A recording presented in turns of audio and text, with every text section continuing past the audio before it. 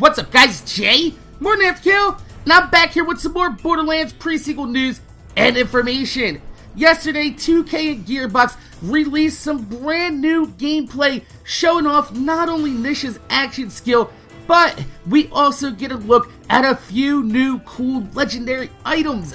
And that's what we're going to be talking about today, because we already know that O2 kits, or as they're calling it in this game, Oz kits, are replacing relics inside the Presequel. And the reason for this is, number one, the jetpacks need oxygen to boost you. So even if your character is a robot and he doesn't need to breathe, you know, for example, Claptrap, yeah, you're still gonna need oxygen to power your boosters. And number two, well, the Oz kits add more bonuses than what the relics in Borderlands 2 normally allowed. So we've already seen in the Handsome Jack trailer that some of the Oz kits can add elemental damage to your ground pound ass slam.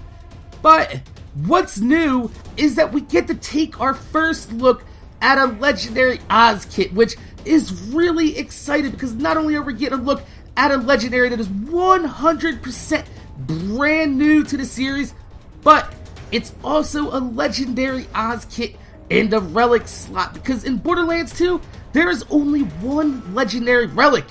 It was kind of useless. it was the blood of Terramorphous, and it added really low health regen. There was a rumor out there that a lot of people were saying that the blood of Terramorphous would help you spawn for members, although a lot of people put a lot of stock into that.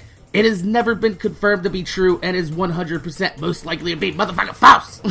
So, taking a look at this legendary Oz kit, we already have our first instance of health regeneration being added as more than just a passive skill to spec into. So if you look even more closer though, what's more interesting is that on this weapon card, we have multiple color codes for different effects.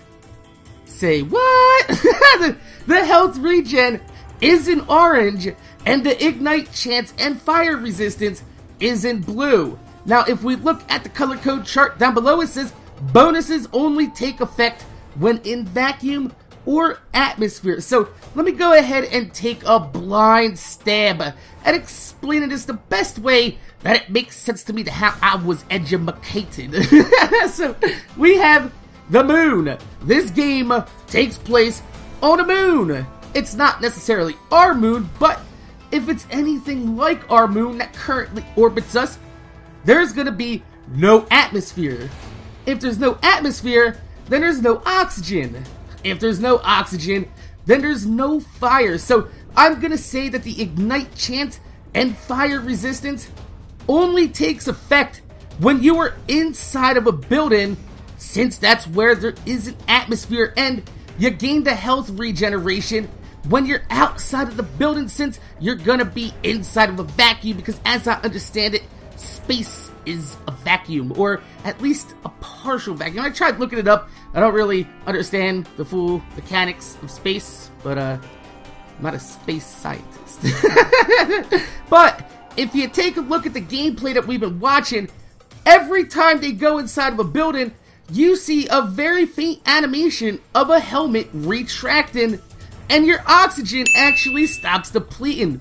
Now, you still can double jump because you have a jetpack filled with oxygen, but when they go back outside on the moon where there is no atmosphere, their helmet animation comes back on. So it's looking like not only do these add extra bonuses, but the bonuses are dependent whether you're inside or outside. And it also seems like the game is adding in an extra mechanic where fire damage might be reduced or dots shortened, or not possible altogether outside on the moon because of the lack of oxygen. So it's pretty cool that even though this game looks pretty similar to Borderlands 2, that there might be more mechanics in depth to the game than we're actually realizing. And I can't wait to see if fire dots do more damage inside, since if you're on a space station, you're pumping oxygen into the goddamn building, and it's gonna be pure oxygen, which is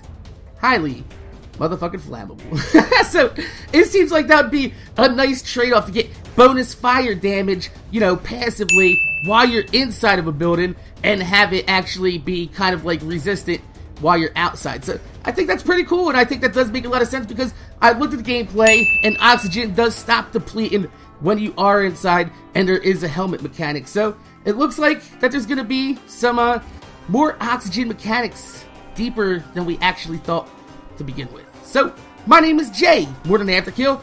I want to thank you guys for watching. Make sure you guys rate, comment, subscribe. If you could leave a thumbs up on the video, I'd highly appreciate it because it gives me motivation to make more videos for you motherfuckers that watch my motherfucking videos. I got a bunch of shit coming in.